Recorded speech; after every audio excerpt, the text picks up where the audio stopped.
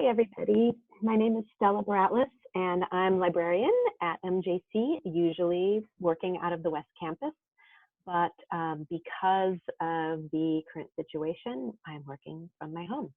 I'm still available to help students one-on-one. We are doing that via Zoom conferencing. So if you are interested in making an appointment with me, all you would have to do is go to the library website, click on Ask a Librarian. Along the right-hand side, there's a little Meet Your Librarian window, and you can schedule an appointment with any of the librarians, really, but you can pick me from the options.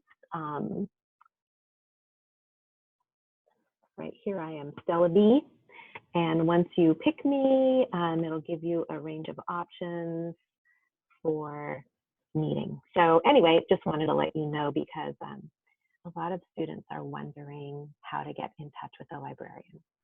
So I'm going to show you some resources that we have for you to help you complete the assignment that you're working on. Let me go, I'm going to end my video and just go full screen so you guys can see everything that I'm doing. Okay, so I am at the MJC Library and Learning Center website, and I wanted to show you a research guide that I created for this child development class. To find it, you have to go to Tools for Papers and Projects and click on Research Guide. And then once you do that, you are at the Research Guide's table of contents, basically. And the child development research guides are located in this category under Education and Child Development. So let's go down a little bit lower. You can see that there's some other Child Development 109 research papers. The one that I made for this class has your teacher's last name on it. So here is the research guide for Child Development 109 for Ashley Kipple's class. Now, the assignments that I've got linked here are from last semester. And so if they have changed, sorry, my dog is barking in the background. If the assignment has changed, that change won't be reflected. However, the resources that I'm offering you here and also the process that is described in this research guide is going to be similar regardless of the specific instructions of the assignment usually. So my big thing that I advise all students to do, no matter what they're working on and no matter what resources their instructor is asking them to identify and use, is to do some big preliminary background reading. And there's a couple of bullet points here that explain the rationale for doing background reading. It helps you get a basic understanding of the issue that you're working on. It helps you to identify other questions that you need to explore in the body of your analysis or that you need to consider. And then you'll start also to acquire a list of search terms that will help you do further research. So I actually usually just have a little notepad next to me while I'm doing preliminary reading. And as I am doing that preliminary reading, I jot down terms that I think would be helpful for me. And so this is just a little graphic right here that talks about why we do preliminary reading. You are doing strategic exploration in your preliminary reading. So let me give you some resources here for this background reading. So I put a little Google search window here, but I'm not going to focus on that. Instead, I'm going to look at Gale eBooks. Gale eBooks is an excellent resource full of very good encyclopedias and reference books pertaining to your topic. So once you click Gale eBooks, what happens is, since we're connecting from off campus, we're going to be asked to log in with our W numbers without the W and your birthday in numbers only in a 6-digit format. So my birthday is 091464.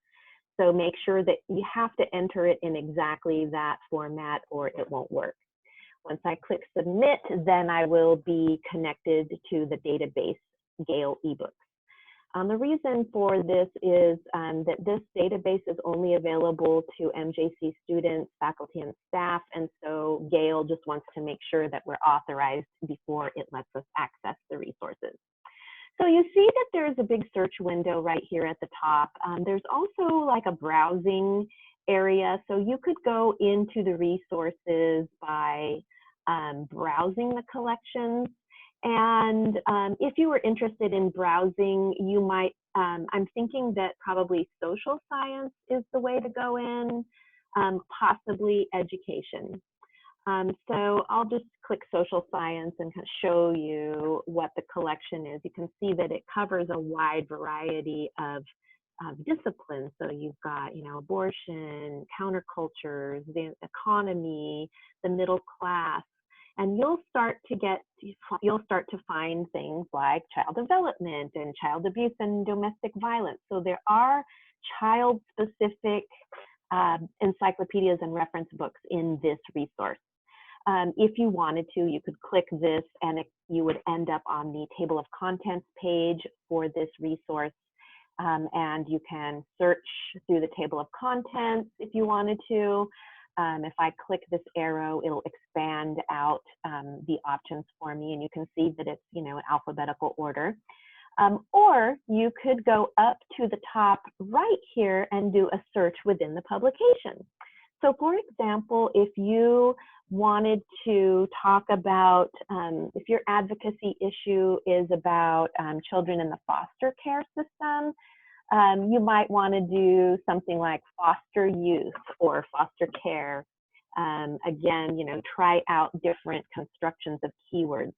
I get something called street children. The reason why this came up is because my keywords, foster and youth, are in here somewhere.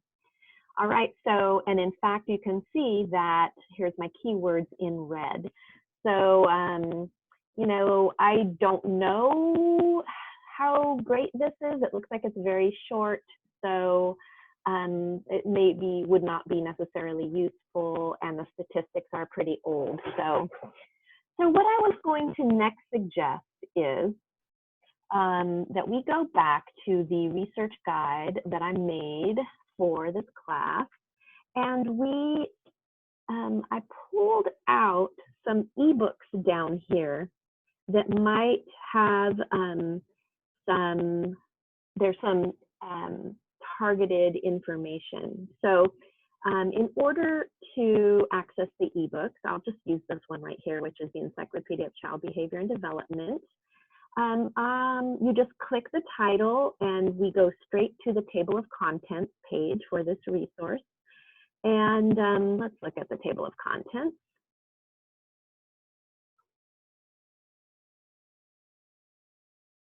So you see here that, you know, you have entries in alphabetical order. So just looking through here and maybe getting some ideas of what to talk about. Say you wanted to talk about your advocacy issue has to do with adjustment disorder in children. So I'll just click that to show you what this entry looks like. So here's some 5-page article on adjustment disorder in children. And so this gives you definitions of what that phrase means. It talks about the diagnosis of this condition, and it talks about the epidemiology. So how prevalent is this in children and adolescents? How do professionals assess this disorder? What is the treatment? And then it has a little list of references at the bottom. So if you decided that this would be a useful source for you for this paper and you wanted to use it, then you would, there's a couple of different things that you could do. You definitely would want to save the article. One thing that you could do is just download the article. Click on download and it'll download a PDF of the article to your computer. And so here it is right here. It just automatically opened up for me in Acrobat Reader. So let's get out of there and go back to our page. There's also a citation tool, which is super handy right here because you're going to need to create a references list. Please note that you want APA, so I'm going to click on APA. There is a 7th edition of APA. This citation tool does not yet offer us the 7th edition. So ask your instructor if it's okay to use this 6th edition. For most instructors, it's fine. So you would copy that, and then you could paste this citation into a Microsoft Word document. And then you're ready to, if you do end up using this article, then you've got the citation ready to go in your references section. So that is a little, just a brief tour, I guess, of doing background reading and where you can find the launching points for doing this background reading. The next little video that I'm going to make you is going to talk about how to search for peer-reviewed articles, and that is something that you're being asked to find to support your advocacy paper. All right, so stay tuned for part 2.